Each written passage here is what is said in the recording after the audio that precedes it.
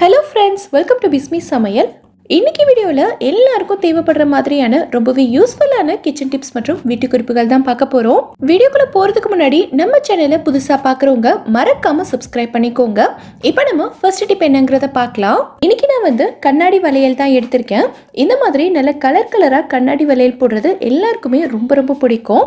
ஆனால் இதில் இருக்கக்கூடிய பிரச்சனை என்னென்னா, இந்த வளையல் டக்குன்னு உடஞ்சி போயிடும். நம்ம தெரியாமல் எங்கேயாவது இடித்தாலோ இல்லை இதை போட்டுகிட்டே தூங்கும்போது நம்ம பிறண்டு படுக்கும் போதெல்லாம் இது உடஞ்சிரும்.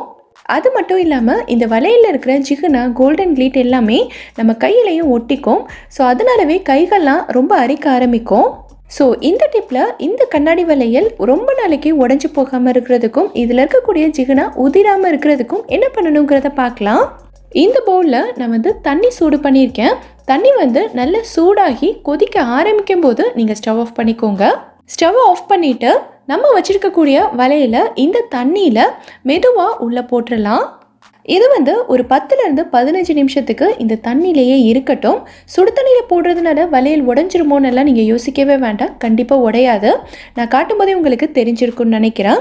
இந்த சுடு தண்ணியில் போடுறதுனால வளையலோட ஜாயிண்ட் பார்த்திங்கன்னா உங்களுக்கு நல்ல டைட்டன் ஆகும். சீக்கிரமாக உங்களுக்கு உடையாமல் இருக்கும். 15 நிமிஷத்துக்கு அப்புறமா இதை நீங்கள் தண்ணியிலேருந்து எடுத்து எப்பயும் போல் யூஸ் பண்ணிக்கலாம். இதில் இருக்கக்கூடிய ஜிகுனாவோ கிளீட்டோ உங்களுக்கு உதிராது, கையிலையும் ஒட்டாது, ரொம்பவே கம்ஃபர்டபுளாக இருக்கும். இந்த வளையலும் சீக்கிரமாக உடையாமல் ரொம்ப நாளைக்கு வரும். இந்த டிப் சூப்பராக ஒர்க் அவுட் ஆகும். நீங்கள் கண்டிப்பாக ட்ரை பண்ணி பாருங்கள். இந்த டிப் உங்களுக்கு யூஸ்ஃபுல்லாக இருந்துச்சுன்னா வீடியோக்கு ஒரு லைக் கொடுங்க. இப்போ நம்ம அடுத்த டிப் என்னங்கிறத பார்க்கலாம். இங்கே நான் எலக்ட்ரிக் ரைஸ் குக்கர் தான் எடுத்திருக்கேன். இப்போ நான் சொல்ல போகிற டிப் இந்த எலக்ட்ரிக் குக்கருக்கு மட்டும் இல்லை, மிக்ஸி, கெட்டில், அவன் இந்த மாதிரி எல்லா பொருட்களுக்குமே நீங்கள் யூஸ் பண்ணிக்கலாம். இதை பார்க்கும்போதே உங்களுக்கு தெரிஞ்சிருக்கும் எவ்வளோ அழுக்காக என்ன பிசுக்காக இருக்குன்னு. ஸோ இதை க்ளீன் பண்ணுறதுக்கு நம்ம எந்த விதமான க்ளீனரோ ஜெல்லோ வாங்க வேண்டிய அவசியம் கிடையாது. கீழே தூக்கி போடக்கூடிய ஒரே ஒரு பொருள் இருந்தால் போதும், சூப்பராக பளிச்சுன்னு க்ளீன் பண்ணிடலாம். இதுக்கு நம்ம யூஸ் பண்ண போகிறது பார்த்திங்கன்னா லெமனோட தோல் தான். லெமன் ஜூஸ் பிழிஞ்சு முடிச்சதுக்கப்புறமா அந்த தோல் எல்லாத்தையும் ஒரு டப்பாவில் போட்டு நான் ஃப்ரீசரில் ஸ்டோர் பண்ணி வச்சுருந்தேன். அதுதான் இது.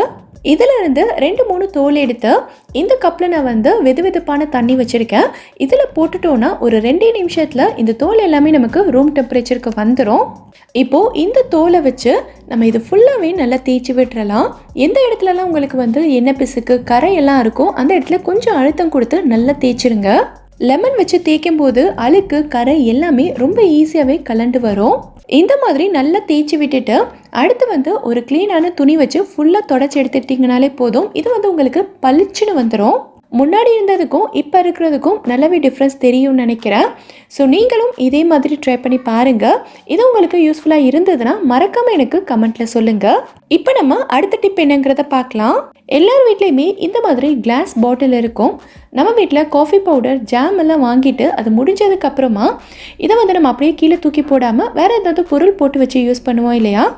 ஸோ அந்த மாதிரி பாட்டிலில் இருக்கக்கூடிய ஸ்டிக்கரை ரிமூவ் பண்ணுறதுக்கு நான் முன்னாடியே ஒரு டிப் சொல்லியிருந்தேன். இப்போ நான் சொல்ல போகிறது ரொம்ப ரொம்ப ஈஸியான மெத்தட். ஒரே நிமிஷத்தில் உங்களுக்கு வேலை முடிஞ்சிடும். இந்த பாட்டிலை எடுத்து அப்படியே அவனில் வச்சிடலாம். இது அவனில் வைக்கும்போது ஸ்டிக்கர் அடிப்பகுதியில் போகாமல் சைட்லேயோ இல்லை மேல் பகுதியில் இருக்கிற மாதிரியோ பார்த்துக்கங்க. இப்போது இதை ஒரு நிமிஷத்துக்கு மட்டும் நம்ம சூடு பண்ணிக்கலாம். இப்போது இதை வெளியில் எடுத்துடலாம். ஒரு நிமிஷத்துக்கு தான் வச்சுருந்தோம். ஸோ பாட்டில் ரொம்ப சூடெல்லாம் இருக்காது, லைட்டாக வெதுப்பாக இருக்கும். இப்போ நம்ம ஸ்டிக்கரை ரிமூவ் பண்ணோன்னா ரொம்ப ஈஸியாகவே வந்துடும். நம்ம சூடு பண்ணதுனால உள்ளே இருக்கக்கூடிய பசை நமக்கு லூஸ் ஆகும். அதனாலவே ஸ்டிக்கர் ஈஸியாக எடுக்க வரும். இதில் இருக்கக்கூடிய பசையும் சேர்ந்து வந்துட்டதுனால பாட்டிலில் ஸ்டிக்கர் ஒட்டின தடமே தெரியாத அளவுக்கு அவ்வளோ நீட்டாக இருக்கும். இதே நீங்கள் சுடு தண்ணியில் ஊற வச்சும் செய்யலாம். ஆனால் அதுக்கு நம்ம தண்ணியை கொதிக்க வைக்கணும், பாட்டிலை ஒரு 10 நிமிஷமாவது ஊற வைக்கணும். ஆனால் இந்த மாதிரி செய்யும்போது ஒரே நிமிஷத்தில் வேலை முடிஞ்சிடும். இது கிளாஸ் பாட்டிலுக்கு. இதே நீங்கள் ஸ்டெயின்லெஸ் ஸ்டீல் பாத்திரத்துலேருந்து ஸ்டிக்கரை ரிமூவ் பண்ணணும்னா என்ன பண்ணணுங்கிறத சொல்கிறேன். ஸ்டவ் ஆன் பண்ணிவிட்டு நெருப்பை எந்த அளவுக்கு குறைக்க முடியுமோ அவ்வளோ குறைச்சி வச்சுக்கோங்க. இப்போது பாத்திரத்தை இந்த நெருப்புக்கு மேலே ஒரு 4-5 செகண்ட்க்கு மட்டும் காட்டினாலே போதும். அடுத்து ஒரு கத்தியோ இல்லை ஸ்பூனோ வச்சு ஸ்டிக்கரை லைட்டாக எடுத்து விட்டாலே போதும். ரொம்ப ஈஸியாகவே எடுக்க வரும். எவ்வளோ நீட்டாக வந்திருக்கு பாருங்கள். இந்த மாதிரி செய்யாமல் நம்ம சும்மாவே பிரித்து எடுத்தோன்னா பாதி பிஞ்சு வரும், மீதி பாத்திரத்திலே ஒட்டிக்கும். அப்படியே ஃபுல்லாக வந்தால் கூட அதோட பசை பாத்திரத்திலே ஒட்டிக்கும், பார்க்குறதுக்கே நல்லா இருக்காது. ஸோ இந்த மாதிரி நீங்கள் செஞ்சு பாருங்கள், ரொம்ப நீட்டாக இருக்கும். இப்போ நம்ம அடுத்த டிப் என்னங்கிறத பார்க்கலாம். இங்கே நான் வந்து ஃபேஸ் மாஸ்க் தான் எடுத்திருக்கேன். இது வந்து பெரியவங்க யூஸ் பண்ணுறது. இதையே நம்ம வந்து குட்டீஸ்க்கும் யூஸ் பண்ணணும் அப்படின்னா இது வந்து குட்டீஸோட முகத்துக்கு சரியாக கவர் ஆகாது, ஃபுல்லாக வந்து லூஸாக இருக்கும். ஸோ இந்த ஃபேஸ் மாஸ்கையே குட்டீஸோட முகத்துக்கு ஏற்ற மாதிரி நம்ம சின்னதாக ஆல்டர் பண்ண முடியும். ஃபுல்லாக கவர் ஆகும், சூப்பராக செட் ஆகும். எப்படிங்கிறத பார்க்கலாம். இந்த மாஸ்க்கை நான் வீடியோவில் காட்டுற மாதிரி 2 பக்கத்துலையுமே இந்த மாதிரி மடித்து விட்டுருங்க. இப்படி நீங்கள் மடிக்கும்போது மாஸ்கோட எலாஸ்டிக் வந்து பக்கத்தில் வரும். இப்போது இந்த 2 எலாஸ்டிக்கையும் பிடிச்சி நம்ம முடிச்சு போட்டுடலாம். நம்ம போடுற முடிச்சு வந்து மாஸ்க்குக்கு பக்கத்தில் இருக்கணும். கொஞ்சம் தள்ளி இருந்தது அப்படின்னா ரொம்ப லூஸாக இருக்கும், செட் ஆகாது. 2 பக்கமும் இதே மாதிரி முடிச்சு போட்டுட்டிங்கன்னா மாஸ்க் வந்து இந்த மாதிரி தான் இருக்கும். இப்போது இந்த மாஸ்கோட நடுப்பகுதியை மட்டும் நம்ம உள்பக்கத்துலேருந்து வெளிப்பக்கமாக விரித்து விட்டோம்னா குட்டீஸ்க்கான மாஸ்க் வந்து சூப்பராக ரெடி ஆகிடும். ஓரங்களை வந்து வெளிப்பக்கமாக எடுத்து விட்டுறக்கூடாது. ஸோ இந்த மாதிரி நீங்கள் வந்து குட்டீஸ்க்கு யூஸ் பண்ணிக்கலாம். ஸோ இனி வந்து குட்டீஸ்க்கான மாஸ்க் உங்ககிட்ட இல்லையேன்னு யோசிக்க வேண்டாம், இதே மாதிரி நீங்களும் ஃபாலோ பண்ணிக்கலாம். இப்போ நம்ம அடுத்த டிப் என்னங்கிறத பார்க்கலாம். நம்ம வீட்டில் அப்பளம் எல்லாம் மீந்து போயிருச்சு அப்படின்னா அடுத்த நாள் நம்ம எடுத்து பார்க்கும்போது கிறிஸ்பியாக இருக்காது, நமத்து போயிருக்கும். அப்பளம் வந்து பேப்பர் மாதிரி இருக்கும், சாப்பிடவே முடியாது. ஆனால் இதை வந்து நீங்கள் வேஸ்ட்டுன்னு நினச்சி கீழே தூக்கி போட வேண்டாம். இந்த நமத்து போன அப்பளத்தை கூட நம்ம இப்போ வறுத்தெடுத்த மாதிரி நல்லா ஃப்ரெஷ்ஷாக கிறிஸ்பியாக மாற்ற முடியும். எப்படிங்கிறத பார்க்கலாம். இங்கே நான் வந்து ஸ்டவ்வில் ஒரு பேன் வச்சு சூடு பண்ணியிருக்கேன். ஸ்டவ்வோட நெருப்பு வந்து எந்த அளவுக்கு குறைக்க முடியுமோ அவ்வளோ குறைச்சி வச்சுக்கோங்க. இப்போது இந்த பேனில் நமத்து போன அப்பளம் எல்லாத்தையும் வச்சிடலாம். ஒரு 10 செகண்ட்க்கு மட்டும் சூடு பண்ணால் போதும். 10 செகண்ட்க்கு அப்புறமா இன்னொரு பக்கம் திருப்பி விட்டுருங்க. ஸோ 2 பக்கமும் 10 செகண்ட் வச்சதுக்கப்புறமா ஸ்டவ் ஆஃப் பண்ணிக்கலாம். அப்பளம் வந்து லைட்டாக சூடாக இருக்கும். இப்போ வந்து இதை வேறொரு பிளேட்டுக்கு மாற்றிட்டு ஆற விட்டுக்கோங்க. சூடாக இருக்கும்போது இந்த அப்பளம் வந்து நமத்து போன மாதிரி தான் இருக்கும். ஆனால் ஆறுனதுக்கப்புறமா பார்த்தீங்கன்னா நல்லா கிறிஸ்பியாக வந்துடும். இப்போ இதை நான் உடச்சி காட்டுறேன் பாருங்கள் எவ்வளோ கிறிஸ்பியாக இருக்குன்னு. ஸோ நீங்களும் இதே மாதிரி கண்டிப்பாக செஞ்சு பாருங்கள். இந்த டிப் உங்களுக்கு யூஸ்ஃபுல்லாக இருந்திருக்குன்னு நினைக்கிறேன். யூஸ்ஃபுல்லாக இருந்ததுன்னா வீடியோக்கு ஒரு லைக் கொடுங்க. இப்போ நம்ம அடுத்த டிப் என்னங்கிறத பார்க்கலாம். பொதுவாக நம்ம வந்து கருவேப்பிலையெல்லாம் ஸ்டோர் பண்ணி வைக்கும்போது இதை வந்து நல்ல ஒரு ஏர்டைட் கண்டெய்னரில் போட்டு வச்சுருந்தாலுமே 1 வாரத்துக்கு இல்லை 10 நாளைக்கு தான் ஃப்ரெஷ்ஷாக இருக்கும். அதுக்கு மேலே வந்து வாட ஆரம்பிச்சிடும். ஆனால் நான் இப்போ சொல்கிற மெத்தடில் நீங்கள் கண்டிப்பாக செஞ்சு பாருங்கள். 2 மாதம் வரைக்கும் கருவேப்பிலையோட பசுமை மாறாமல் அப்படியே ஃப்ரெஷ்ஷாக இருக்கும். இதோட இலையை மட்டும் அப்படியே உருவி எடுக்காமல் இந்த மாதிரி குட்டி குட்டி காம்போடையே நீங்கள் வந்து பிச்சு வைக்கலாம். இலையாக உருவி ஸ்டோர் பண்ணுறதை விட இந்த மாதிரி காம்போடு நீங்கள் ஸ்டோர் பண்ணி வைக்கும்போது 2 மடங்கு உங்களுக்கு லாங் லைஃப் கிடைக்கும். இதை வந்து ஏர்டைட் கண்டெய்னரில் தான் ஸ்டோர் பண்ணணும்னு அவசியம் கிடையாது. ஒரு பிளாஸ்டிக் டப்பா இருந்தாலே போதும். அடியில் வந்து டிஷ்யூ போட்டுட்டு அதுக்கு மேலே நீங்கள் வந்து வச்சுக்கலாம். ஏன்னா கருவேப்பிலையிலேருந்து தண்ணியெல்லாம் வடிஞ்சதுன்னா இந்த டிஷ்யூ வந்து அப்சர்வ் பண்ணிவிட்டு ரொம்ப நாளைக்கு ஃப்ரெஷ்ஷாக வச்சுக்கும். அதே மாதிரி மேலேயும் ஒரு டிஷ்யூ போட்டு கவர் பண்ணி க்ளோஸ் பண்ணிக்கோங்க. இல்லை நீங்கள் வந்து இதை இலையாக தான் உருவி ஸ்டோர் பண்ணுவீங்க அப்படின்னா இதை வந்து மொத்தமாக ஸ்டோர் பண்ணி வைக்காமல் தனித்தனியாக பிரித்து ஸ்டோர் பண்ணுங்கள். அதுக்காக நான் தனித்தனி டப்பாவாக ஸ்டோர் பண்ணணும்னு சொல்ல வரல.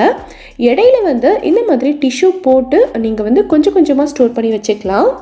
மேலே இருக்கிறத முடிஞ்சதுக்கப்புறமா நம்ம கீழே இருக்கிறத யூஸ் பண்ணிக்கலாம். இந்த மாதிரி செய்யும் போதும் நமக்கு வந்து நிறைய நாளைக்கு ஃப்ரெஷ்ஷாக இருக்கும். இன்னொரு ஒரு சூப்பரான மெத்தட் கூட இருக்குது. ஒரு இலை கூட உங்களுக்கு வேஸ்டே ஆகாது. நீங்கள் வந்து வெளிநாட்டில் இருக்கீங்க, உங்களுக்கு கருவேப்பிலை எல்லாம் அவ்வளோ ஈஸியாக கிடைக்காது, இந்தியன் ஸ்டோர் போய் தான் வாங்கணும்னு நினைக்கிறவங்க இப்போ நான் சொல்கிற மாதிரி செஞ்சுக்கோங்க.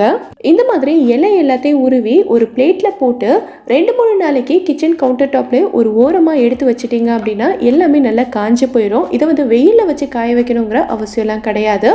அடுத்து வந்து ஒரு பாட்டிலில் போட்டு ஸ்டோர் பண்ணி நீங்கள் வந்து கிச்சன் கவுண்டர் டாப்லேயே வச்சுக்கலாம். இது வந்து குறைஞ்சது 6 மாதம் வரைக்கும் இதோட ஃப்ரெஷ்னஸ் மாறாமல் வாசனை மாறாமல் அப்படியே இருக்கும். நீங்கள் வந்து தேவைப்படும் போது கழுவிட்டு யூஸ் பண்ணிக்கலாம். இப்போ நம்ம அடுத்த டிப் என்னங்கிறத பார்க்கலாம். இந்த மாதிரி பூரியெல்லாம் நீங்கள் வந்து குழந்தைங்களுக்கு ஸ்கூலுக்கோ இல்லை ஆஃபீஸ்க்கோ லஞ்ச் பாக்ஸில் பேக் பண்ணுறீங்க அப்படின்னா இது வந்து சாப்பிட்ற நேரம் வரைக்குமே சாஃப்டாக இருக்காது, ரொம்ப ஹார்டாயிரும். ஸோ காலையில் சுட்ட பூரி வந்து நம்ம லேட்டாக எப்போ சாப்பிட்டாலும் நல்லா சாஃப்டாக ஃப்ரெஷ்ஷாக இருக்கணும் அப்படின்னா இதை வந்து ஒரு பேப்பர் ஃபாயிலில் பேக் பண்ணி வைங்க.